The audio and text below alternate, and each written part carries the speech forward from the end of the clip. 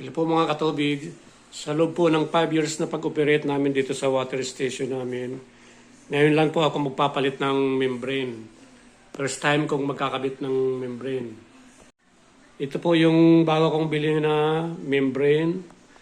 Ang tatak niya ay Buntron ULP 114040. Ito po yung ipapalit ko sa lumang membrane na inabot ng 5 years. Mamaya po, papakita ko sa inyo kung paano tanggalin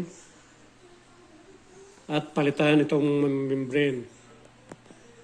Pinag-aralan ko na po ito sa YouTube kung paano. Nag-search po ako kasi first time ko nga lang pong magpalit. Sana makuha ko ng maganda, ma-perfect ko ang pagkabit. Kasi kapag ginasa mo pa sa mga technician, hindi ka pa makakapag-save ng gastos. Iisa-isahin ko pong tanggalin yan. Yan, tanggalin ko yan base sa mga napanood ko sa YouTube. Siguro naman madali kong makuha ito kasi single membrane lang naman siya.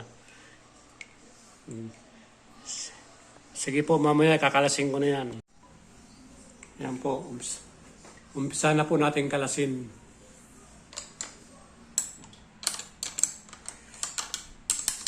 Tapos, mamaya pag nakalas na,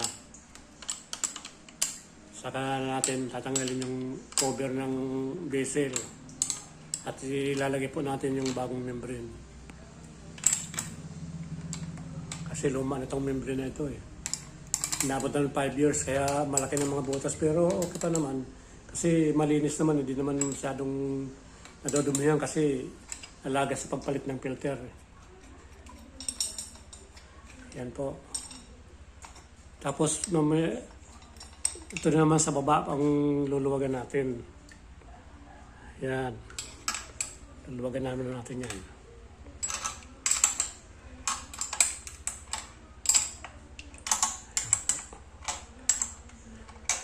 Bali, ang ginamit ko ditong labi, number 14. Number 14 po yan. Yes.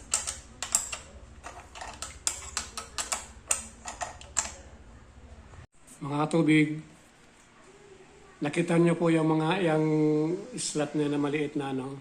Diyan po natin ipapasok yung screwdriver para pagtanggal, tatanggalin natin yung cover ng vessel, ng membrane. Ano yan, paangat lang po yan. Saka talagang sinadya na lagyan ng ganyan para mabilis. Kasi kung wala, kailangan mong sungkitin yun sa ano. Yan lang po. Yan po, tinanggal ko na yung vessel ng membrane. Para mas mabilis palitan kasi pag nandun nakakabit, ang hirap. Ang baba lang ng ceiling namin eh. Kaya yan po, yan. Bali tatanggalin ko na po yung cover, magkabilaan po para malaman natin kung anong gagawin natin sa susunod na hakbang. Yan po. Ang hirap po tanggalin matigas. Kasi first time ko lang magtanggal.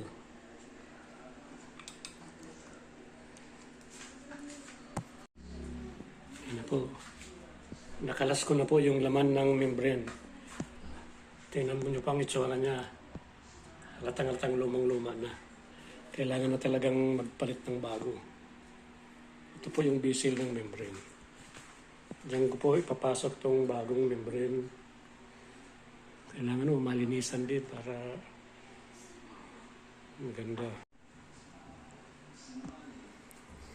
Bago po natin ikabit ang bagong membrane, kailangan po natin lagyan ng petroleum jelly. Yan po.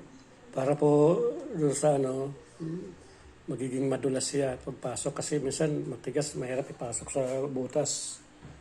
Yan po. Ito po yung petroleum jelly. Napakinabangan ko na rin yun. Tagal ko nang binili yan. Napakinabangan ko na rin.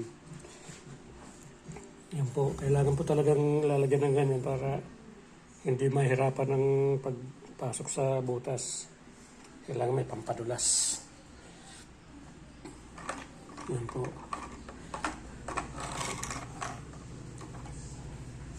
Magkabilaan po yan. Pati po itong isa. Yan.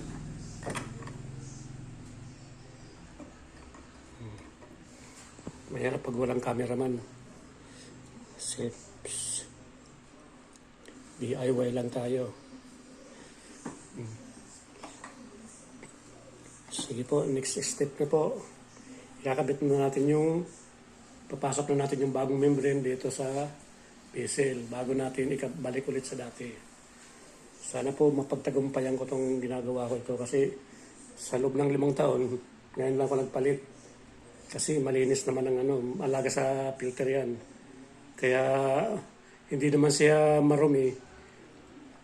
Lumaki lang yung mga butas, kaya siyempre matagal nang gamit. Mas tumataas na yung TDS pag malalaki ng butas ng tumataas ng TDS. Hindi rin nagno-normal sa 10 ppm pababa.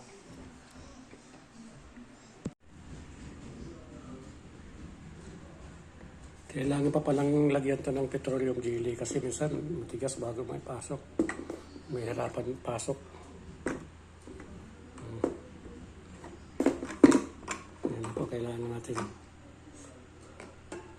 madamihan ng petroleum jelly. Ito rin po sa pinakaano niya para hindi mahirapan ng pagkabit. Yan po.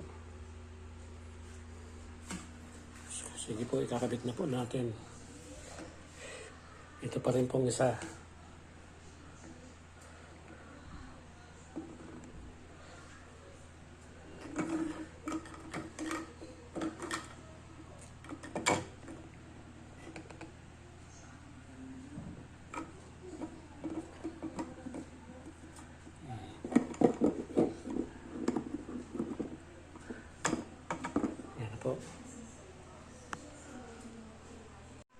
Yan po, naibalik ko na yung magkabilang dulo ng membrane. Ito na, last ko na lang po kakabit itong cover ng membrane. Yan. Nakabit ko na po yung pinaka-cover niya. At yung po palang ng membrane, yung flowing ng tubig. Ito po yung out niya. Yung ibaba po, yung input ng tubig, doon dumadaan ng tubig, papasok sa pa-out dyan sa labas, yung galing sa motor. Yan po. Yan po, naikabit ko na yung pati yung bracket ng membrane, yung pinaka-suporta sa cover para hindi umapaw ang tubig. Kailangan pong maigpitan. Igpitan na po natin. Yan. Gamitin natin yung 14 na yabi. Ngayon po, titistingin na po natin ang TDS ng product water. Matapos pong mag-flushing ng mga 5 minutes. Kasi pag unang buga niyan, yung mga chemical sumasama pa sa tubig. Kaya nung unang kong testing, nasa 1,000 mahigit pa ang TDS. Ngayon, titestingin natin yung after ng flushing, nagkarga na po tayo ulit ng product. Testingin natin kung anong resulta ng bagong membrane. Ito po yung TDS. Bali, 0 po ang nakalagay. Ngayon, itestingin natin dito sa bagong sa sinahod ko galing sa product. Ngayon, yan po. Yan po ang resulta. Bali, 0 ang TDS. Napakasarap na tubig po. Maraming salamat at napagtagumpayan ko yung ginagawa kong pagpalit ng membrane. Yan po. Bali, yan, hindi na gumagalaw. Nasa 0 siya. Maraming salamat po. Thank you very much. Sana po may natutunan po kayo sa vlog kong ito na first time na nagpalit ng membrane. Bali, DIY lang. Papasalamat din ako sa mga napapanood ko sa vlog sa YouTube. At doon po ako natutong kung paano magpalit ng membrane, yung tamang pagpalit ng membrane. Maraming salamat po. Good night po.